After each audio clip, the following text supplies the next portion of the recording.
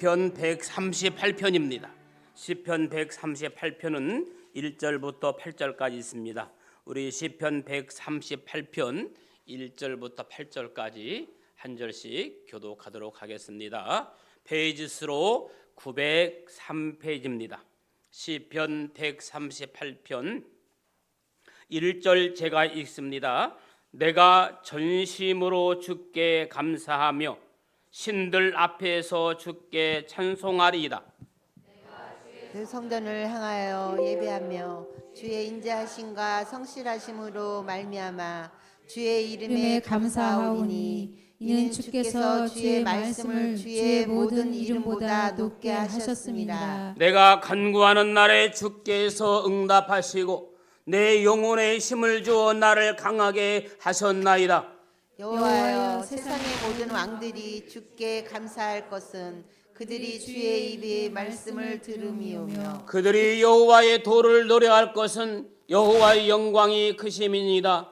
여호와께서는 높이 계셔서 낮은 자를 굽어 살피시며 멀리서도 교만한 자를 아심이나이다. 내가 환난 중에 다닐지라도 주께서 나를 살아나게 하시고 주의 손을 펴사 내 원수들의 분노를 막으시며 주의 오른손이 나를 구원하시리다.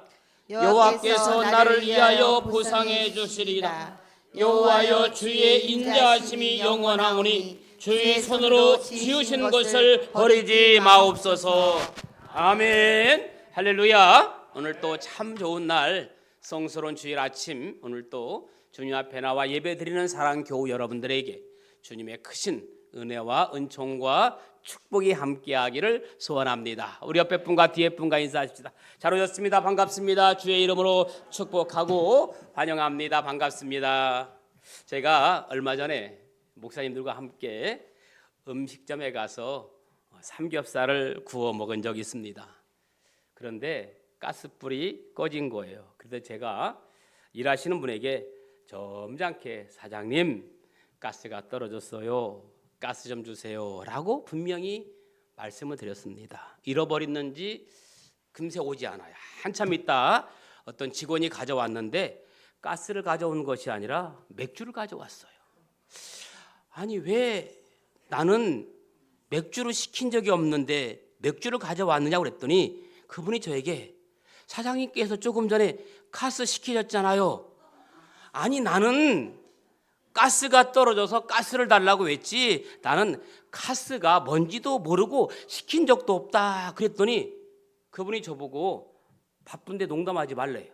아니, 제가 한가하게 식당에서 일하시는 분하고 농담이나 할 사람처럼 보이세요? 그래서 나는 정말 가스가 뭔지 모른다 그랬더니 그분 말이 더 웃겨요. 그분이 저한테 뭐라고 한 줄 아세요?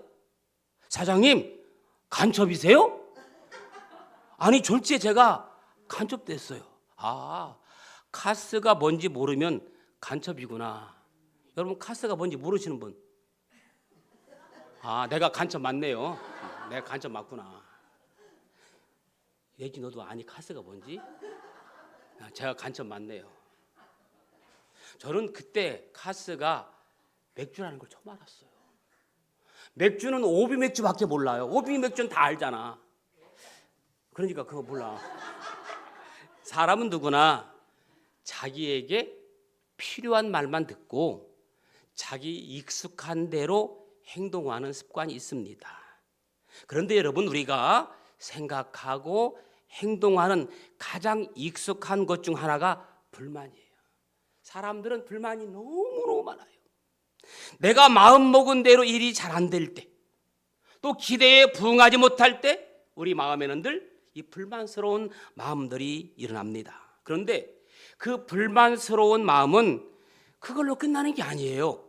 그 불만스러운 마음은 그걸로 끝나는 것이 아니라 불쾌함으로 연결되고 결국 그 마음의 평정까지 잃어버려요. 또 이 같은 부정적인 악순환이 반복되면 생활 자체가 파괴적인 방향으로 갈 수밖에 없습니다. 그래서 모든 일에 불만을 가지면 안 돼요. 뭘 가지면 안 돼? 어떤 일을 해도 긍정적으로 기쁘게 해야지. 그 일 속에 불만이 들어가면 문제가 생깁니다. 여러분, 불만을 가진 사람이 배신해요. 불만을 가진 사람이 사고 쳐요. 불만을 가진 사람이 일을 그르치게 만듭니다. 사실 우리가 살아가다 보면 내 마음먹은 대로, 내 생각대로 100% 완벽하게 이루어지는 것은 아무것도 없습니다. 그래서 우리는 이 불만의 마음이 들 때 그 마음을 달리하는 자세가 필요합니다. 바로 불만의 마음을 무슨 마음으로?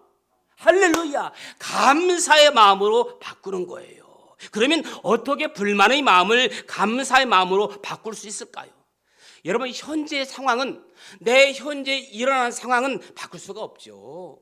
그래서 상황을 바꾸는 것이 아니라 마음의 방향을 바꾸는 거예요. 아멘. 마음의 각도를 바꾸는 겁니다. 생각을 바꾸는 거예요. 예를 들어서 내 수중에 10만 원이 있어요. 어떤 사람에게는 10만 원밖에 없네, 10만 원밖에 없네, 이럴 수 있습니다. 그런데 어떤 사람에게는 내 주머니에 10만 원이 있구나 라는 뿌듯한 생각을 가질 수도 있습니다. 여러분, 10만 원밖에 없다고 여기는 이 마음은 불만과 괴로움이 앞서지만 10만 원으로 감사하는 사람의 마음에는 안정과 행복함이 있어요. 저는 하루 나갈 때 제 주머니 안에 10만 원 있으면 행복해. 나는 10만 원만 있으면 행복한 사람이야. 여러분, 얼마가 있어야 행복하십니까? 많을수록 좋습니까? 불만은 불행을 낳지만 감사는 행복을 가져다 줍니다.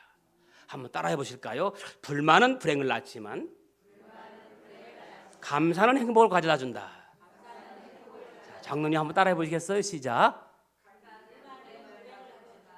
나 분명히 장로님 따라하라 했는데. 좋았어요. 불만은 불행을 낳지만 감사는 행복을 가져다 줍니다.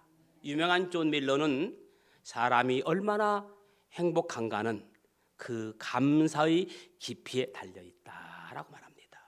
똑같은 상황에 부딪혔을지라도 어떤 마음을 갖느냐에 따라서 어떤 사람은 돌이킬 수 없는 나락에 빠지기도 하고 또 어떤 사람은 행복으로 한 걸음 성큼성큼 나아가기도 합니다. 그 차이는 감사에 달려 있습니다.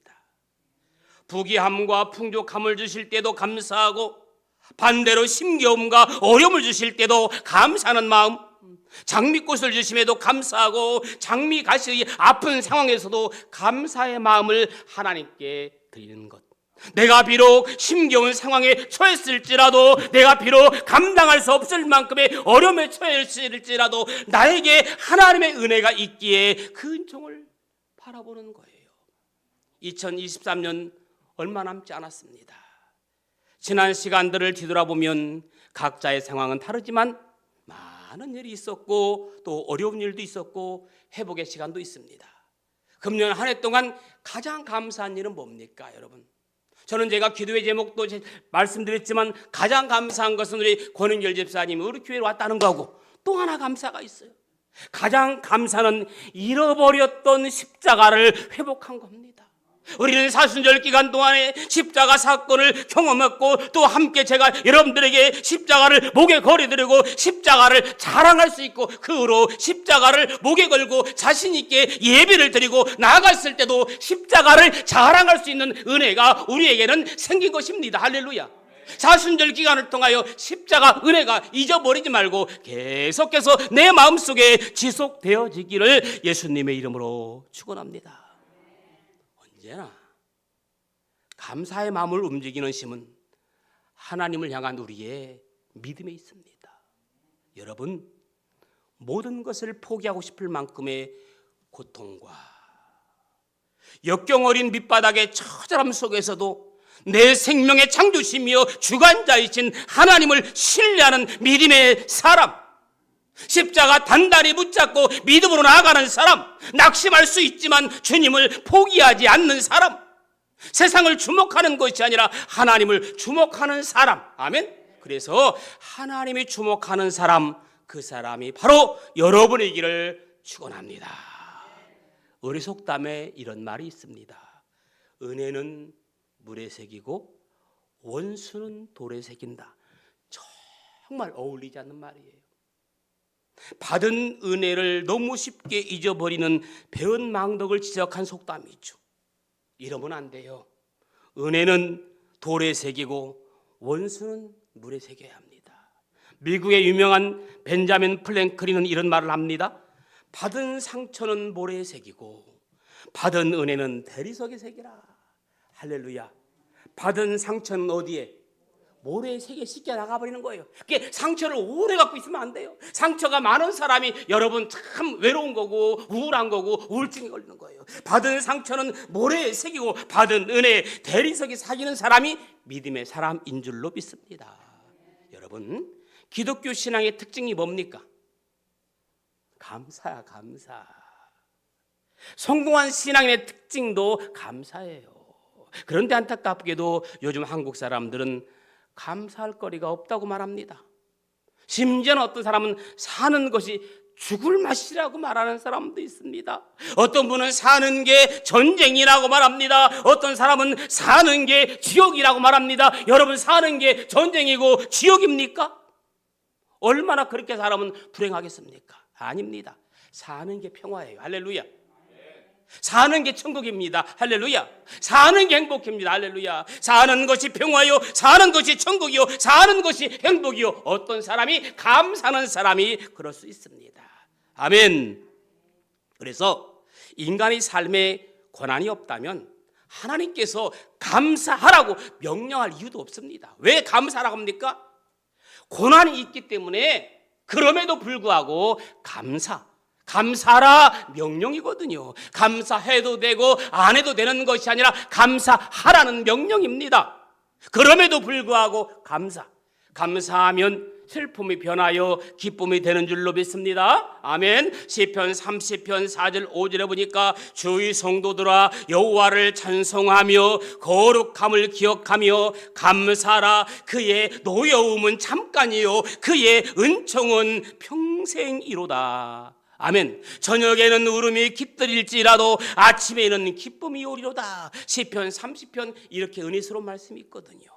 여러분, 역경 속에서도 고난 속에서도 십자가 바라보며 예수님의 고난을 바라보며 감사하면 그 어떤 절망도 희망이 되는 줄로 믿습니다. 다니엘은 하루 3번씩 예루살렘을 향하여 감사하며 기도했다고 했습니다. 사람들이 그를 모함하여 사자굴에 던져넣었지만 그는 하나님께서 감사할 때 그를 지켜주시고 머리털 하나 상하지 않고 살아났다고 분명히 그렇게 다니엘서는 기록하고 있습니다. 그뿐 아니에요. 감사하면 불가능이 변하여 기적이 됩니다. 예수님께서 오병이어를 가지고 감사했을 때 수천 명이 먹고도 12광주리에 남은 기적을 여러분들은 아실 것입니다. 사도행전 16장 23절에 보면 바울과 실라가 옥중에서 갇혔을 때에 감사하며 찬양했을 때 옥문이 열리고 자유를 얻고 거기에 있는 모든 사람들이 예수 믿고 구원받았다고 했습니다. 그뿐만이 아니죠. 감사하면 더 큰 축복이 찾아온다고 말씀했습니다. 누가복음 17장에 보니까 예수님께 고침받은 10명의 문둥병자 중에 감사로 다시 찾아온 한 사람은 영혼의 구원까지 받았습니다. 9사람은 육신의 질병을 치료받을지 몰랐지만 영혼의 구원받지 못했습니다. 그러나 한 사람, 감사는 한 사람만 육신의 건강과 영혼의 구원까지 받은 줄로 믿습니다.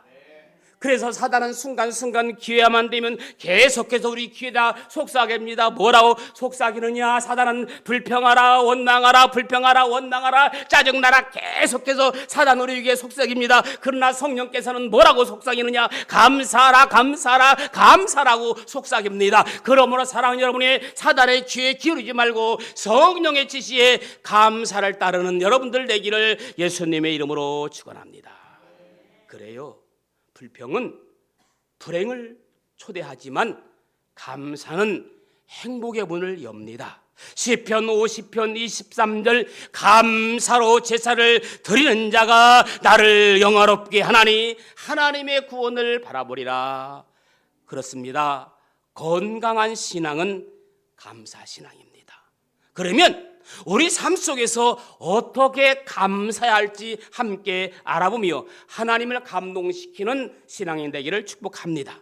첫째로 우리는 찬양으로 감사해야 돼요. 할렐루야. 무엇으로? 찬양. 우리는 지난주 찬양 오후에 음악회를 열었습니다. 함께 몇 곡의 찬양을 부르습니까? 24곡의 찬양을 부르면서 은혜를 받았습니다. 이렇게 많은 찬양을 함께 부르면서 은혜 받기는 처음인 것 같아요. 여러분, 찬양은요 3가지 힘이 있어요. 첫째는요, 찬양은 위로 올라가는 힘이 있어요. 아멘.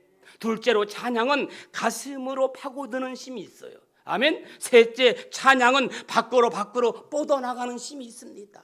위로 올라가는 힘은 뭡니까? 하늘문을 열어요. 찬양이 하늘문을 엽니다. 가슴으로 파고드는 힘은 뭐냐? 내 속에 자유와 평화와 위로를 주는 겁니다. 평화로다. 하늘 위에서 내려오네. 찬양을 부를 때 가슴으로 찬양이 파고드는 거예요. 그럴 때 매일 365일 기회에 찬양을 들으면서 살아가는 사람이 있습니다. 찬양은 밖으로 뻗어나간다고 했습니다. 밖으로 뻗어나가는 힘은 뭡니까? 답답한 환경을 열리게 만드는 거예요. 할렐루야. 열려라, 에바다. 오직 하나님만이 영원토록 찬양 받으실 줄로 믿습니다. 찬양하는 곳에 천사들이 역사합니다. 찬양하는 장소가 영광스러운 장소입니다. 바울과 신라가 찬양 부를 때 옥문이 열렸던 것처럼 찬양을 통해서 여러분들의 모든 것들이 풀려지기를 예수님의 이름으로 축원합니다. 다윗은 시편 138편 오늘 본문 1절에 내가 전심으로 주께 감사하며 신들 앞에서 주께 찬양하리이다. 아멘. 우리는 예배 시간뿐만 아니라 매일 순간순간마다 하나님을 찬양해야 됩니다. 우리는 어디에서든지 마음과 입술로 하나님을 찬양하는 신앙인 되기를 축복합니다. 순간순간 여러분 유튜브를 통해서 찬양을 들으면서 은혜 받으시는 분들이 참으로 많은 줄로 믿습니다. 세상의 가위는 끌어버리고 찬양으로 은혜가 되기를 예수님의 이름으로 축원합니다. 아멘. 나에게 복 주셨기 때문에 감사 찬송하는 것은요 초보적인 신앙입니다. 하나님이 나의 하나님이 되시고 나의 아버지 되심을 찬양하는 여러분들 될 수 있기를 축복합니다. 피조물된 우리가 하나님을 찬양할 수 있음이 가장 큰 감사의 조건이라고 오늘 본문 5절에 말씀하고 있습니다. 어떤 환경 가운데 있든지 간에 하나님 한 분만으로 기뻐하고 찬양하는 여러분들 되기를 예수님의 이름으로 간절히 축원합니다. 하나님께서는 우리의 찬송 중에 늘 함께 하신다고 했어요. 시편 22편 3절에 보니까 이스라엘의 찬송 중에 계시는 주여. 아멘. 우리의 찬송 중에 계시는 주여, 주는 거룩하니이다. 아멘. 두 번째는 기도로 감사합니다. 어떻게 감사? 기도로 감사합니다. 여러분, 하나님께서는요 우리의 기도로 감사하기를 원하십니다. 대부분의 사람들은 감사 기도보다는 뭔가를 달라는 청원 기도를 해요. 자꾸 하나님 다음에 청구서만 제출해. 여러분, 자식이 청구서를 제출할 때가 좋아요? 자식이 뭔가 청구서가 아닌 뭔가 선물을 줄 때가 좋아요? 선물 줄 때가 좋잖아요. 하나님께 매일 이거 주세요 저거 주세요 청구서만 매일 날리지 말고 하나님 감사합니다, 이것 주셔서 감사합니다. 내가 하나님께 감사를 드릴 수 있기를 예수님의 이름으로 간절히 축원합니다. 아멘. 보세요, 예수님은요 오병이어를 들고 축사하시면서 감사기도를 먼저 하셨어요. 최후의 만찬에서 떡을 들고 감사기도를 먼저 했습니다. 나사로를 살릴 때도 먼저 감사를 했습니다. 하나님의 은혜에 구체적으로 감사기도 드릴 때 더 큰 기쁨을 얻을 수 있습니다. 죄로 말미암아 멸망받을 수밖에 없는 우리를 예수님 못 박혀 돌아가시고 그 십자가의 피 흘림으로 하나님의 자녀로 삼아주신 것 생각하면 감사합니다. 잊어버릴 수 없는 첫사랑이 회복되어지기를 예수님의 이름으로 축원합니다. 다윗은 하나님 말씀을 들을 수 있다는 것 사실만으로도 감사했어요. 오늘 이 시간 하나님 말씀을 들을 수 있다는 것만으로 감사하는 여러분들 할 수 있기를 축복합니다. 우리가 이렇게 나와 예배 드리지만 하나님이 나를 사랑하시기 때문에 시간도 주시고 건강도 주시고 마음도 주셨기 때문에 예배를 드릴 수 있는 겁니다. 내가 예배를 드리고 싶어도 믿음이 없으면 이 자리에 올 수가 없습니다. 몸이 아프면 올 수가 없는 거예요. 건강 주셨기 때문에 믿음 주셨기 때문에 예배를 드릴 수 있는 거, 그 예배를 통해서 감사할 수 있는 줄로 믿습니다. 무엇보다도 예배드릴 수 있는 믿음 주신 것을 감사하는 여러분들 되기를 소원합니다. 오늘 시편 138편 4절에 보니까 여호와여 세상의 모든 왕들이 주께 감사할 것은 그들이 주 입의 말씀을 들으며 말씀 들을 때 은혜가 되시고 말씀 듣는 것이 감사하기를 축원합니다. 그렇습니다. 여러분, 감사거리를 찾으면 찾을수록 우리 신앙은 더 크게 성장합니다. 우리 모두 감사 기도를 생활함으로 더 큰 하나님의 은혜를 누릴 수 있기를 축복합니다. 그래서 제가 지난주 설교처럼 감사 기도 노트까지 준비했어요. 뭐 강제도 아니에요. 가져가고 싶은 분 가져가세요. 그래서 거기에 감사 기도 노트를 한번 써보십시오. 감사한 일 찾아보세요. 그러면 한 1년 내년 이맘때쯤은 감사 제목이 너무너무 많을 것 같아요. 우리는 잊어버리는 새가 있어요. 아무리 좋은 것도 하루 지나면 잊어버려요. 오늘은 누구누구 집사님이 나에게 정말 축하한다고 밥을 사줬다. 그것도 써보세요. 아멘. 세 번째는 물질로 감사해야 돼요. 따라하라고 안 할게요. 물질로. 여러분, 감사를 표현하는 방법 가운데 하나가 물질입니다. 여러분, 누군가에게 감사를 표현할 때 무엇을 하나요? 물질로 하잖아요. 진정으로 하나님께 감사하는 사람은 기쁨으로 물질을 드립니다. 어떤 집사님은 하나님께 헌금 드릴 때가 최고 행복하다는 말도 있습니다. 즐겨낼 수 없다면 아직도 감사가 부족한 것입니다. 내가 가진 모든 것을 내 노력함이 아니요 하나님의 은혜이기 때문에 주님께 드릴 힘조차도 하나님이 주신 겁니다. 다윗은 역대상 29장 14절에 나와 내 백성이 무엇이기에 이처럼 즐거운 마음으로 드릴 힘이 있었나이까. 모든 것이 주께로 말미암아 싸우니 주께 드렸을 뿐이라고 다윗은 고백합니다. 다윗의 고백이 오늘 저와 여러분들의 고백이 되기를 예수님의 이름으로 간절히 축원합니다. 마지막은 나눔에 감사합니다. 지난주 우리는 추수감사 예배를 드렸습니다. 그리고 여러분들이 정성으로 드린 추수감사의 헌금의 일부와 각 기관에 드린 헌금의 일부를 이웃교회 함께 나누었습니다. 잠언 14장 31절에 보면 가난한 사람을 학대하는 자는 그를 지으신 이를 멸시하는 자요 궁핍한 사람을 불쌍히 여기는 자는 주를 공경하는 자이니라. 그렇습니다. 하나님께 감사하는 사람은 어려운 이웃에게 나눔의 손길을 펼칩니다. 하나님께서는 나 혼자만 기쁘고 감사하는 것을 원하지 않으십니다. 소외된 이웃 함께 나누는 것이 하나님께 드리는 것입니다. 큰 것, 많은 것을 나눠야 한다는 부담이 아닙니다. 과일 몇 개라도 또 한 조각이라도 함께 나누는 것이 사랑입니다. 내가 나눈 작은 정성이 사회의 이웃에 큰 행복을 불러옵니다.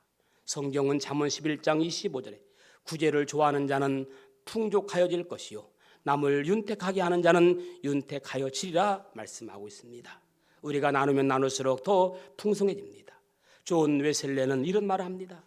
내가 할 수 있는 모든 방법으로, 내가 할 수 있는 모든 곳에서, 내가 할 수 있는 오랫동안 모든 선한 일을 하겠다. 우리도 선한 일에 열심을 내어 풍성한 열매를 맺기 소망합니다. 감사는 행복의 시작입니다. 그리고 나눔은 행복의 완성입니다. 말씀을 정리합니다. 행복을 누리고 싶으시다면 오늘 다시 감사부터 시작하십시다. 감사는 추수감사절만 하는 것이 아니라 범사에 감사하는 것입니다. 모든 것에 감사하는 사람은 감사할 조건 때문에 감사하는 것이 아닙니다. 내가 모든 일을 행하시는 하나님 자체가 감사합니다. 그 하나님이 나와 함께 하시는 것, 그 하나님이 나를 매일매일 인도해 가시는 것, 감사. 이것이 더 성숙한 감사입니다. 좋으신 아버지 하나님, 내가 찬양으로 감사할 수 있음에 감사합니다. 기도로 감사할 수 있음에 감사합니다. 물질로 감사할 수 있음에 감사합니다.